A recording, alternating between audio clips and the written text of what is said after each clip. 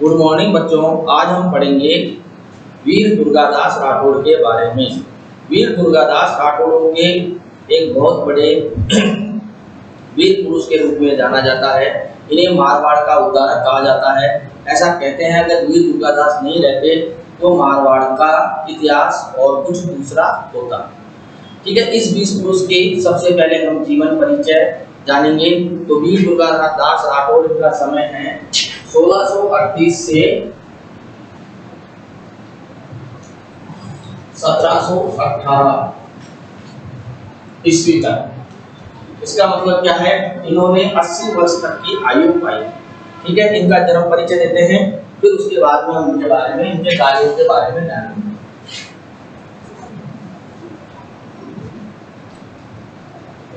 परिचय कौन सा वंश है? राठौड़ वंश। बेटा ये किसी राजघराने से नहीं थे, केवल राठौड़ वंश में इन्होंने जन्म लिया था। ठीक है, इनका जन्म कब हुआ? 1638। कब? 13 अगस्त 1638। कहाँ हुआ? सालवे गांव में।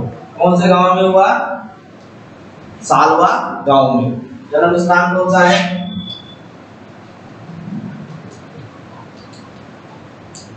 सालवा। ठीक है, पालन पोषण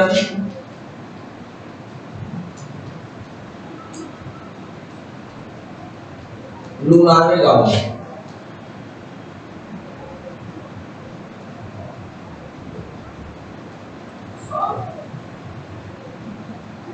ठीक है, और इनके पिता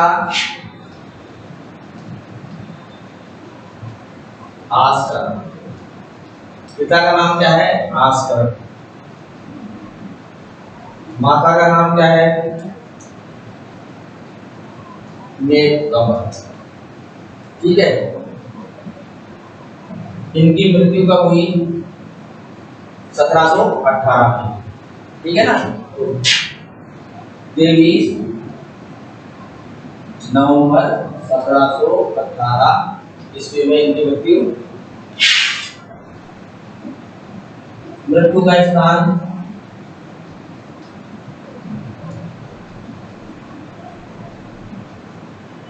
उज्जैन, मध्य प्रदेश। ठीक है बेटा, ये आप बता लीजिए, फिर मैं इनकी उपाधियों के बारे में बताऊंगा कि इनको लोग क्या क्या कहते हैं।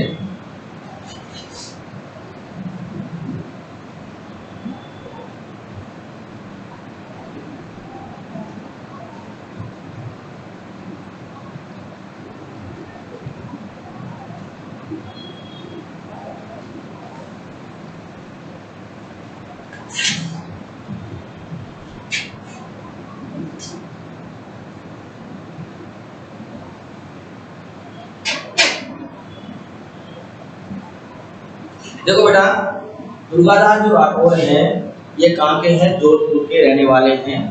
ठीक है ना, जोधपुर रियासत में इनका जन्म हुआ। इनका जो वंश है इसको आप राठौड़ वंश के नाम से जानते हैं। ठीक है ना, जाति से क्या है? ये राजपूत है। क्या है? राजपूत है। राजपूतों की राठौड़ शाखा में इनका जन्म हुआ। ये किसी राजघराने के नहीं थे। ये आस्करण जो पहले जसवंत सिंह के मंत्री थे, बाद में उनके दीवान या प्रधानमंत्री बनेंगे, उनके बेटे थे। ठीक है ना, जन्म कब हुआ? 13 अगस्त 1638 ईस्वी में। कब हुआ था? 13 अगस्त को 1638 ईस्वी में इनका जन्म हुआ था। जन्म स्थान कहाँ था? सालवा, क्योंकि जो इनके पिता थे आस्करण, वो क्या थे? सालवा के जागीरदार थे। ठीक है ना, तो इनके पिता को क्या थी? सालवा नाम की जागीर मिली हुई थी। पालन पोषण कहाँ हुआ? लूनावी गांव में।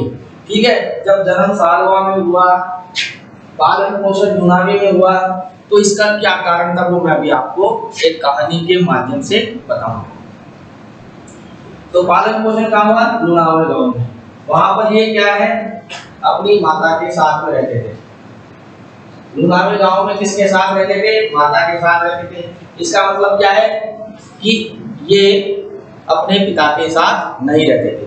भाई माँ के साथ कब रहेगा बेटा? जब पिता के साथ नहीं रहे। तो पिता तो कहाँ रहते थे? जोधपुर दरबार में, है ना। जागीर कौन सी थी उनकी? सालवा में। अगर सालवा में ये रहते तो इसका मतलब पिता के सानिध्य में थे। और ये कहाँ है? लुनावे में। इसका मतलब पिता के साथ नहीं है। ठीक है, किसके साथ है? माता के साथ है। पिता का नाम क्या है इनका? आस्करण। कौन है ये? प्रारंभ में जागीरदार थे, बाद में मोहम्मद नैन्सी के पश्चात इन्हें जोधपुर का प्रधानमंत्री या दीवान बनाया गया।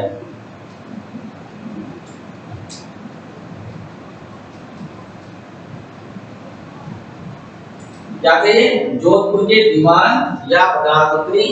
ठीक है ना। पहले जोधपुर के जागीरदार थे, बाद में ये क्या बने?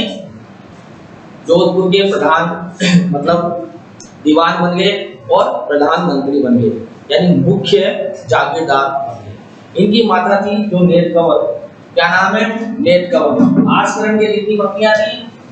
3 पत्नियां थी, जिनमें से एक थी नेत कंवर। और नेत कंवर के क्या हैं? दुर्गादास बेटे हैं। मृत्यु कब हुई? 23 नवंबर 1718 ईस्वी में इनकी मृत्यु हुई। और मृत्यु का जो स्थान है जहां पर ये मरे, वो जगह कहाँ है? राजस्थान में नहीं है। उज्जैन कहाँ पे है? मध्य प्रदेश में। तो देखो बेटा, ये मध्य प्रदेश कैसे पहुंचे ये सब हम आपको बाद में बताएंगे। मैं आपको बता दूं, ये वो व्यक्ति हैं जिन्होंने जोधपुर के साथ साथ औरंगजेब के से भी मनसबदारी प्राप्त की। और ये कुछ समय मेवाड़ के राजघराने भी इन्होंने काम किया। ठीक है ना। अब हम उनकी कहानी के बारे में पढ़ते हैं। जैसा कि मैंने आपको बताया, इनके जो पिता थे वो थे आस्करण। आस्करण क्या थे? वो जोधपुर में राजा के यहाँ रहते थे। जोधपुर के शासक कौन थे उस समय? जसवंत सिंह से। जसवंत सिंह के बारे में आप जानते हो कि जसवंत सिंह को औरंगजेब के यहाँ मनसबदारी तो प्राप्त थी, लेकिन जसवंत सिंह को औरंगजेब पसंद नहीं करता था, क्योंकि उत्तराधिकार के युद्ध में ये शाही सेना के साथ थे। किसके? औरंगजेब के विरुद्ध। तो इन्हीं जसवंत सिंह के यहाँ आस्करण जी क्या थे? सालवा के जागीरदार थे। समय पलटता है, जो जोधपुर के प्रधानमंत्री है मोहम्मद नैन्सी, उनकी मृत्यु हो जाती है। उसके बाद में क्या होता है? आस्करण को जोधपुर का प्रधानमंत्री या दीवान बनाया जाता है। ठीक है, ये तो है इनके पिता की जानकारी। इन आस्करण जी के क्या थी? 3 पत्नियां थी। और जो नेत कंवर थी, इनसे क्या है? इनको प्रेम नहीं था, आपस में क्या था? मनमुटाव था। इस मनमुटाव के चलते हुए आस्करण ने क्या किया? अपनी पत्नी और अपने बेटे को कहाँ भेज दिया? लुनावे गांव में। कहाँ भेज दिया? लुनावे गांव में। लुनावे गांव में क्या किया बेटा? इन्होंने अपनी माता के साथ रहते थे और वहां पर क्या? खेती बाड़ी कर कर अपना गुजर बसर करते थे। अब बेटा देखो, एक दिन की घटना है। उनके खेतों में क्या है? फसल तैयार है ना। तो जो राजकीय पशुचारक होते हैं, ये एक विशेष जाति के होते हैं। उस जाति का नाम होता है राईका। क्या होता है? राईका। राईका जाति का एक चरवाहा, जो कौन सा था? राजकीय चरवाहा था। और वो क्या? अपने ऊंटों को लेकर जा रहा था। तो ऊंटों में जो सांडनियां, ऊंटों में एक होती है सांडनियां। सांडनियां किसको बोलते हैं बेटा? मादा ऊंट को बोलते हैं। ये क्या करती है? दुर्गादास के खेत में नुकसान करती है। तो दुर्गादास देखते हैं कि ये जो राईका जाति का जो चरवाहा है, ये क्या कर रहा है? खड़ी फसलों में अपने जानवरों को, ऊंटों को घुसा रहा है। आपको मालूम है कि जोधपुर कैसा इलाका है? मरुस्थलीय इलाका है। वहां पे क्या? जो ऊंट बहुतायत से पाए जाते हैं। अब ये ऊंट क्या कर रहे हैं? फसल को नुकसान पहुंचा रहे हैं। ऐसे में क्या होता है? दुर्गादास उसे मना करता है कि भाई आप अपने साइड से ले जाओ, हमारी फसलों का नुकसान क्यों करा रहे हो? इस पर वो क्या है? दुर्गादास से अपमानजनक शब्द कहता है। साथ में राजा के लिए भी अपमानजनक शब्द कहता है। दूल्हा ढोंढा, है ना। बिगर छत का, यानी आपका राजा कैसा है? उसका जो मकान है वो सफेद है, लेकिन उसमें क्या है? छत भी नहीं है। अपमान और अपने राजा का अपमान, ये 2 अपमान दुर्गादास क्या है? सहन नहीं कर पाता और वो उसकी हत्या कर देता है। अब ये बात कहाँ पहुंचती है? जोधपुर दरबार में पहुंचती है, क्योंकि राजकीय चरवाहा कि क्या हो गई, हत्या हो गई। जब राजकीय चरवाही की हत्या हो गई तो पूछा जाता है कि भाई आपकी हत्या, इसकी चरवाही की हत्या किसने की, तो वहां से जवाब आता है कि साहब जिसने हत्या की वो अपने आप को आस्करण का बेटा बताता है। ठीक है, इस पर जसवंत सिंह क्या बोलते हैं कि आप बताओ क्या वो आपका बेटा है, तो आस्करण का जवाब होता है कि नहीं, वो मेरा बेटा नहीं है, मेरे तो जितने भी बेटे हैं वो क्या है, सबके सब राजकीय सेवा में आपके यहाँ नौकर हैं। ठीक है, दुर्गादास राठौड़ को बुलाया जाता है, दुर्गादास राठौड़ दरबार में आ जाते हैं।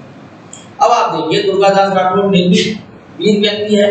जसवंत सिंह उनसे पूछते हैं कि भाई आपने ऐसा क्यों किया, तो साहब कहते थे साहब हमारे जो गांव है लुणावे, वहां पर जो खेती थी, खड़ी फसल को इन्होंने नुकसान पहुंचाया, कोई बात नहीं, लेकिन आपके लिए भी इसने अपमानजनक शब्द कहा। इस पर वो क्या करते हैं, नाराज नहीं होते, वो कहते हैं कि ऐसा व्यक्ति जो एक इतनी सी बात के लिए किसी की जान ले ले, है ना, राज के सम्मान के लिए, इसका मतलब ये तो आगे चलकर मारवाड़ का उद्धारक बनेगा। और आस्करण को बुलाते हैं कि भाई तूने ऐसा क्यों कहा कि ये तेरा बेटा नहीं है, तो वो बोलते हैं कि जो पूत कपूत होता है उसे बेटा नहीं कहा जाता।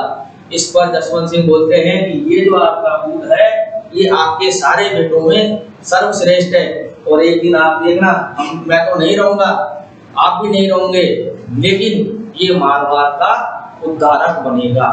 और इस पर क्या होते हैं कि वीरता से प्रसन्न होकर जसवंत सिंह क्या करते हैं, उसे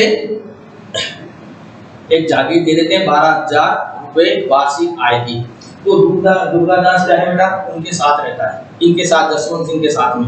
अब मैं आपको जनपद के युद्ध का वर्णन बता रहा हूँ कि जिस युद्ध में, जहां से जसवंत सिंह के और औरंगजेब के थोड़ा सा मन मुटाव होगा, शाही सेना में जसवंत सिंह और दुर्गादास, उधर औरंगजेब की सेना। ऐसा बताते हैं दुर्गादास ने अप्रचम वीरता का, अप्रचम इतनी वीरता कि आपको देखने को नहीं मिलेगी। उनका एक घोड़ा मर गया, उन्होंने दूसरा घोड़ा बदला, दूसरा घोड़ा मर गया, दुर्गादास ने तीसरा घोड़ा बदला, तीसरा घोड़ा मर गया, दुर्गादास ने चौथा घोड़ा मर दिया, चौथा घोड़ा मर गया, उन्होंने पांचवा घोड़ा लिया। आप देखिए युद्ध भूमि में एक साथ उन्होंने 5-5 घोड़े बदले, और अंत में क्या, ये घायल हो गए। जब घायल हो गए, ये बात जसवंत सिंह जी को मालूम चली, तो उन्होंने क्या कहा, अपने सैनिकों से कहा कि दुर्गादास को जोधपुर ले जाओ और इसकी इलाज कराया जाए। तो ऐसे थे हमारे वीर दुर्गादास। अब इनकी उपाधियों के बारे में देखते हैं कि इनको क्या क्या उपाधियां दी गई हैं। ठीक है, आपने उपाधि दिया होगा,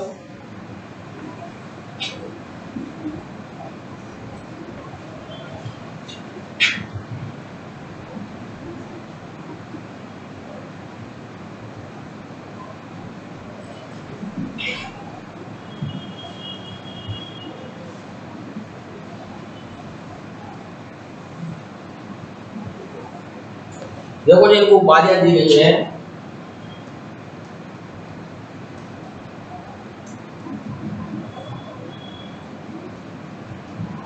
मारवाड़ का उद्धारक,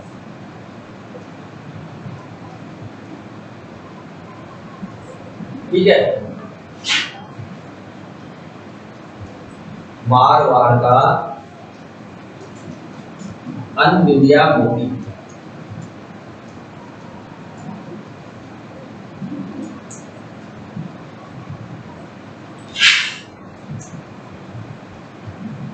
राठौड़ों का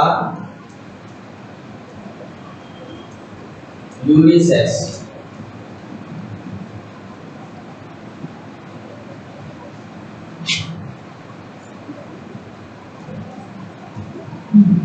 मारवाड़ का संरक्षक, ठीक है ना। और भी बहुत सारी उपाधियां हैं, आप इन्हें उतार के फिर देखते हैं।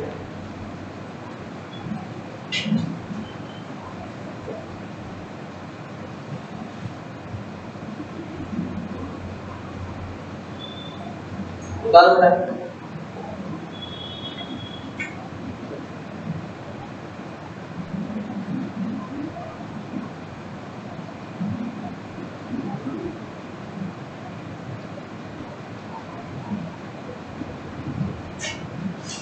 देखो बेटा, इनकी जो उपाधि है मारवाड़ का उद्धारक। जैसा कि आपको मालूम है, जैसा आप आगे पढ़ेंगे कि जसवंत सिंह की मृत्यु के बाद में जोधपुर को खालसा बना दिया जाएगा। ऐसी स्थिति आएगी कि जोधपुर से जसवंत सिंह का वंश ही नष्ट होने वाला होता है। ऐसे में क्या करते हैं, उद्धारक के रूप में कौन आता है, दुर्गादास राठौर, मारवाड़ का अनविद्या मूर्ति, ये भी इनकी एक उपाधि है। राठौरों का यूलिसेस है, इसे इसने कहा है कर्नल टार्ट, इसने कहा है कर्नल टार्ट। ये यूलिसेस कहाँ का था बेटा, ये यूलिसेस था यूनान के। कहाँ के थे, यूनान, यूनान के वीर पुरुष थे। इन्होंने क्या की थी, अपने साम्राज्य की रक्षा की थी, यूनानी साम्राज्य को बचाया था। तो उसी प्रकार इन्हें एक उपाधि हो जाती है मारवाड़ का रक्षक, और इनकी एक उपाधि और है अजीत सिंह का रक्षक। क्योंकि अगर दुर्गादास अजीत सिंह की रक्षा नहीं करते तो क्या होता,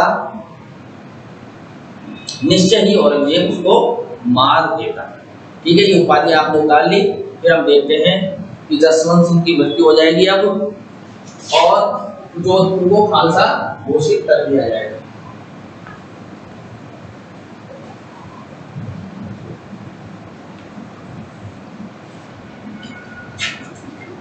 तो जोधपुर पर शाही नियंत्रण,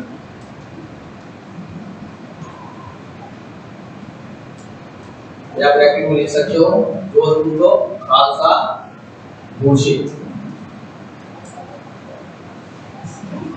अब देखो बेटा क्या होता है, आपको जैसे ही मैंने बताया था कि जसवंत सिंह और औरंगजेब में क्या है, मनमुटाव रहता है। क्यों रहता है मनमुटाव, मैंने आपको बताया था कि ये उत्तराधिकार के युद्ध में औरंगजेब के खिलाफ लड़े थे, लेकिन ये भी शक्तिशाली शासक थे। बाद में क्या है, औरंगजेब और इनमें क्या हो गया, समझौता हो गया, औरंगजेब शासक बन गया और इन्हें इनकी मनसबदारी वापस दे दी। लेकिन फिर भी आप जानते हो, कहीं गांठ बंध जाती है तो उसे खुलने में बहुत समय लगता है। तो औरंगजेब क्या है,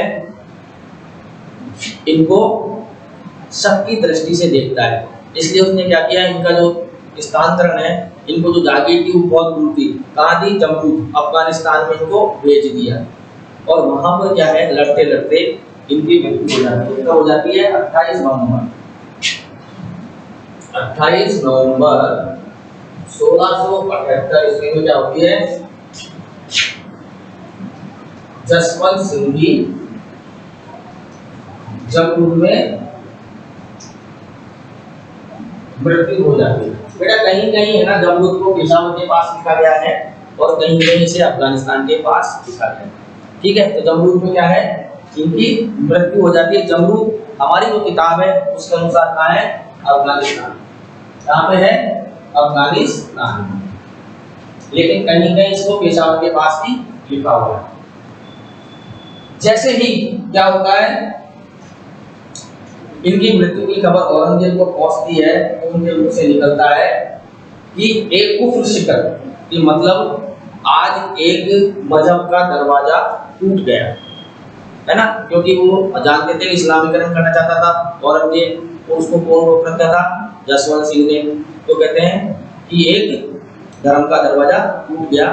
दूसरी तरफ वहां पर जैसे ही मालूम चलता है, औरंगजेब की रानियों को ये मालूम चलता है कि जसवंत सिंह मर गए, तो कहते हैं कि आज राज घराने का, मतलब शाही घराने का क्या हुआ, एक स्तंभ टूट गया। क्योंकि वो जानते थे जब तक जसवंत सिंह जैसे वफादार मौजूद हैं तब तक क्या होगा, मुगल साम्राज्य पर कोई भी आंच नहीं आएगा। भले ही वो उत्तराधिकार के युद्ध में इसके विरुद्ध, औरंगजेब के विरुद्ध लड़े, लेकिन राजपूतों की खास बात होती है कि जिसको एक बार वचन दे देते हैं, कॉल कर देते हैं, उससे पीछे नहीं हटते हैं। ठीक है, अब आप देखिए, जैसे ही जसवंत सिंह की मृत्यु हो गई, आपको मालूम है जसवंत सिंह के कोई भी बच्चा नहीं था, जसवंत सिंह के कोई भी उत्तराधिकारी नहीं था। ऐसे में क्या होता है, ऐसे में बेटा एक घटना घटती है। क्या घटती है कि औरंगजेब क्या करता है, जोधपुर को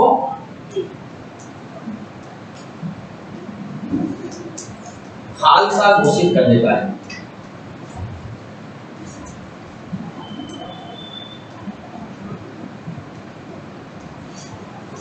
इसके साथ ही क्या है, जोधपुर पर शाही नियंत्रण हो जाता है।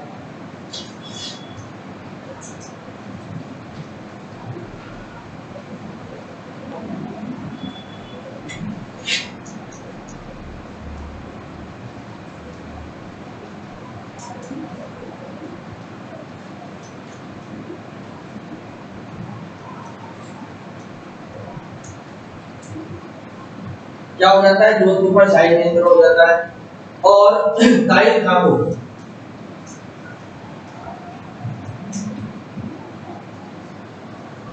क्या करते हैं, जोधपुर का फौजदार बनाते हैं।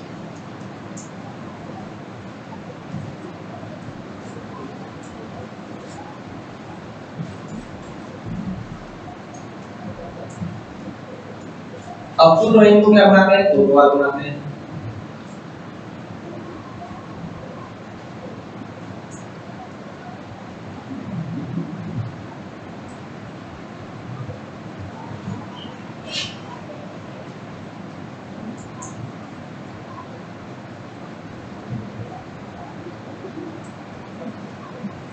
इसे आप तारीख डाल देंगे।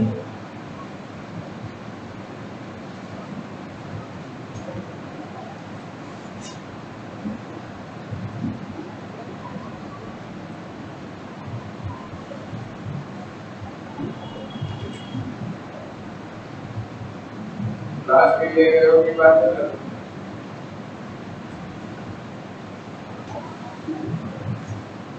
ठीक है।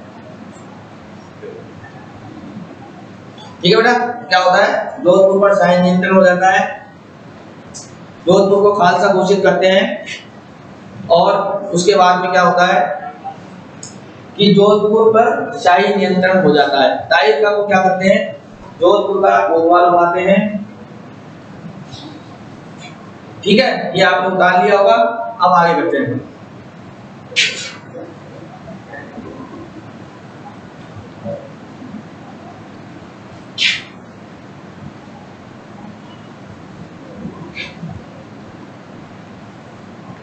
क्या होता है, जोधपुर पर शाही नियंत्रण हो जाता है।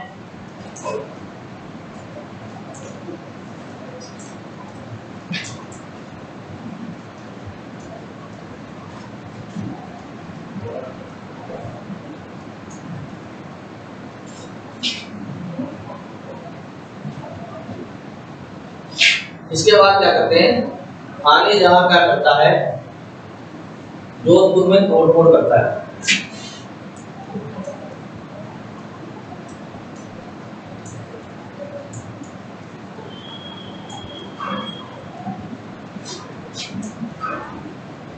और मंदिरों में क्या करता है, मंदिरों को तोड़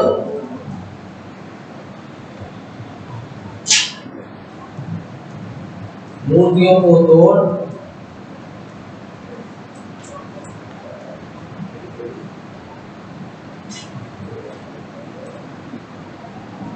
क्या करता है, गाड़ी में भरकर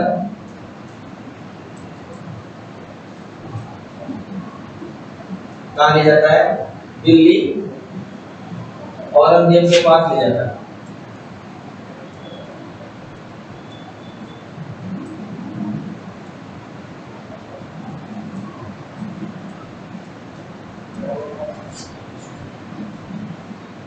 ठीक है, औरंगजेब बहुत प्रसन्न होता है।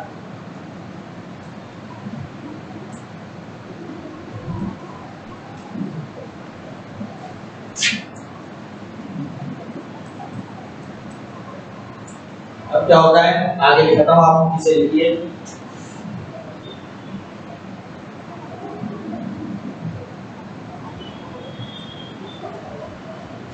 उसकी क्या करता है, प्रशंसा करता है।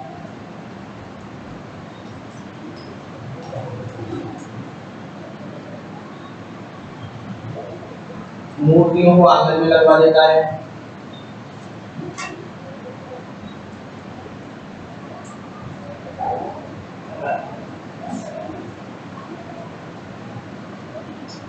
जुम्मा मस्जिद में या जामा मस्जिद कर देते हैं।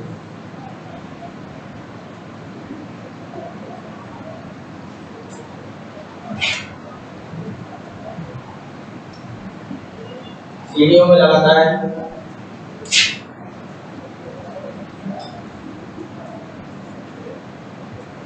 ठीक है, इन्हें उतारिए फिर आगे।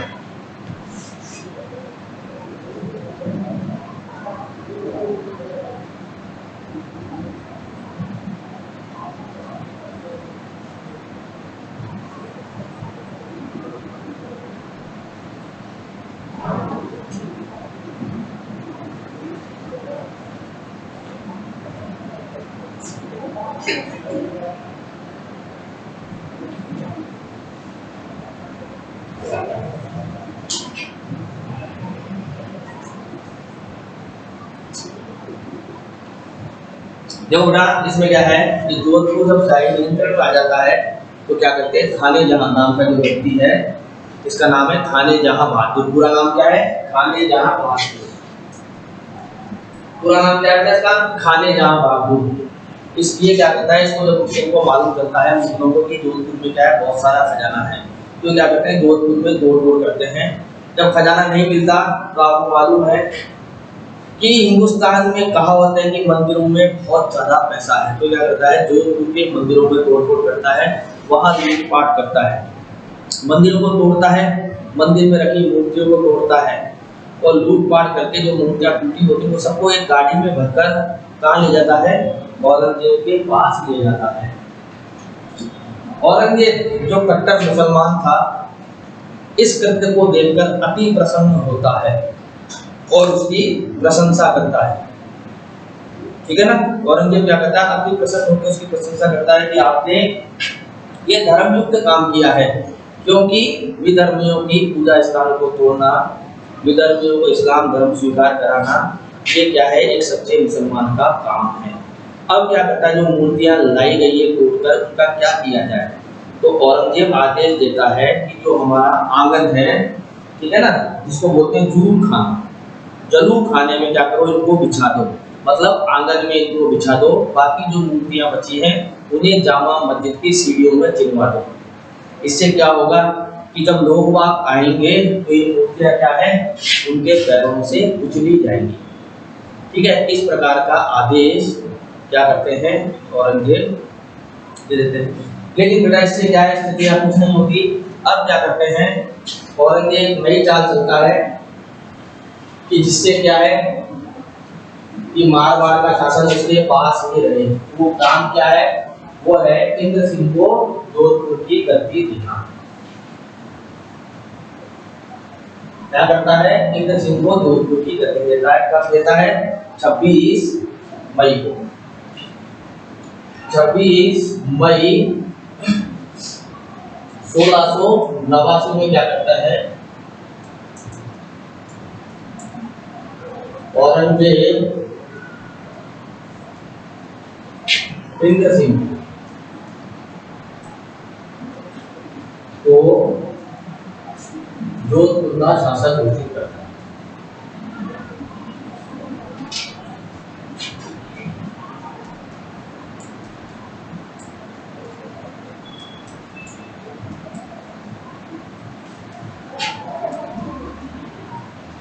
राजा का ताज देता है,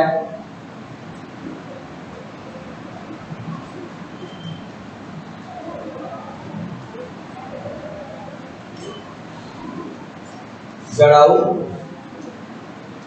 तलवार देता है।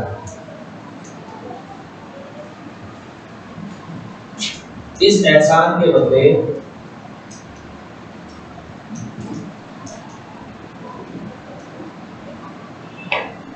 क्या होता है कि वो क्या करता है, औरंगजेब को 36 लाख रुपए देता है। इस एहसान के बदले इंद्र सिंह क्या करता है,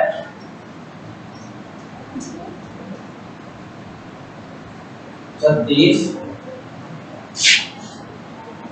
लाख रुपए देता है। ठीक है, आप इसे उतारिए, फिर मैं आगे आपको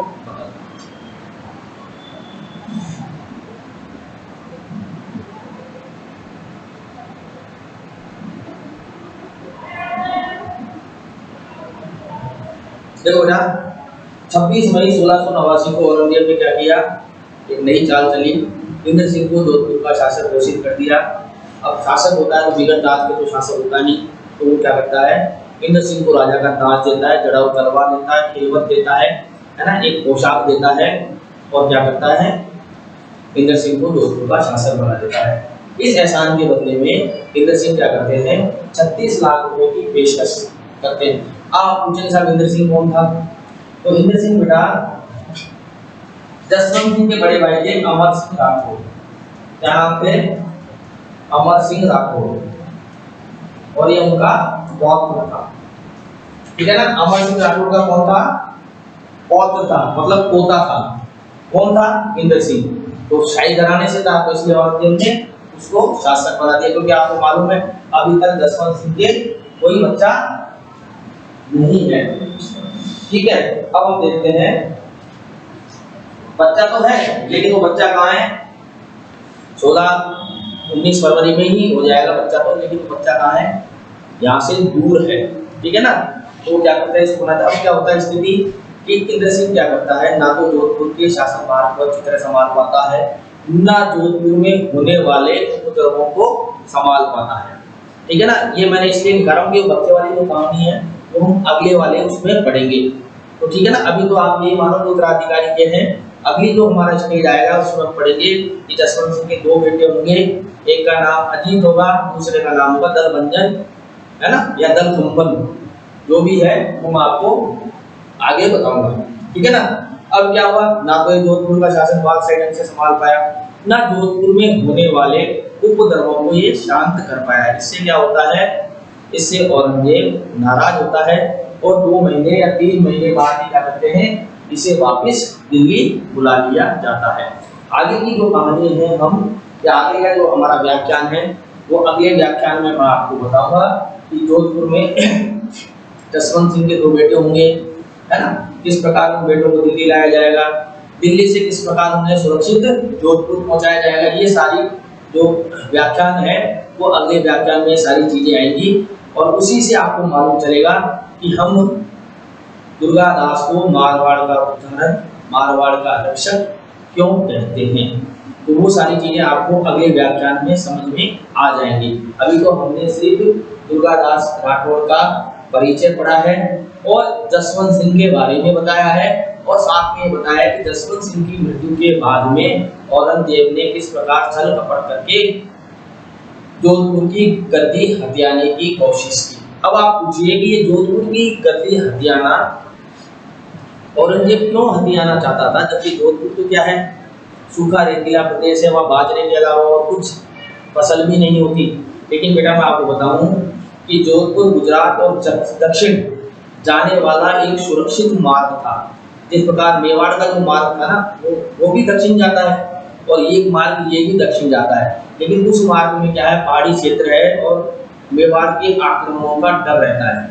जब जोधपुर आपके हाथ में आ जाएगा तो ये बिल्कुल रेतीला स्थान है, बिल्कुल समतल जमीनें हैं, और आसानी से क्या है, कारवां दक्षिण की ओर चले जाएंगे बिना किसी रुकावट के, बिना किसी हानि के, ठीक है। इसलिए क्या है, औरंगजेब व्यापारिक दृष्टि से भी जोधपुर को अपने कब्जे में करना चाहता था, यही उसका मुख्य उद्देश्य था, ठीक है ना।